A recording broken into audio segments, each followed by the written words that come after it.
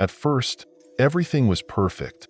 It was a typical Saturday evening, and the mall was filled with people browsing shops, hunting for deals, and entertaining their kids.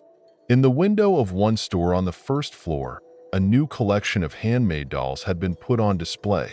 They looked eerily realistic.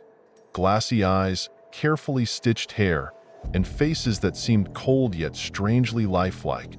As the mall started to close, George, the night guard, was making his rounds, checking to see if all the stores were locked up. He noticed a strange movement inside one of the shops where the dolls were displayed. Thinking it was just a trick of the light, he moved closer. A faint sound, almost like a child's laughter, echoed behind him. George spun around quickly, but no one was there. His heart raced, but he brushed it off as exhaustion. Deciding to inspect the doll display, he looked closely at one of them. It seemed like its eyes were just too real, and for a second, he could have sworn it blinked. "What the hell?" George muttered, stepping back. But just as he was about to walk away, he heard a soft tapping behind him. He turned to see that one of the dolls was now standing on the floor. Its glassy eyes stared blankly at him. Just a moment ago, it had been on the shelf. George quickly reached for his radio, but the signal was dead. Panic began to rise in him as he noticed all the dolls in the display slowly moving. Some turned their heads, others raised their arms as if trying to break free from their glass prison. Their eyes were lifeless, cold, yet filled with a sinister hunger for life.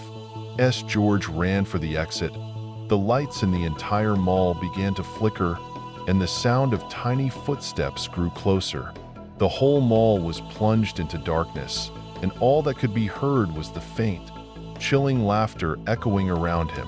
He tried to force the main doors open, but they wouldn't budge. In a state of panic, he turned around to find the dolls had already surrounded him, filling the entire hall. One stepped forward, raising its tiny hand to touch his face.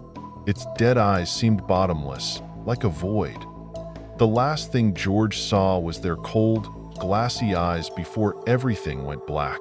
By morning, when the mall reopened, no one could find George. Only the doll display seemed slightly different. Among the toys stood a new, eerily lifelike figure with dead eyes, resembling the missing night guard.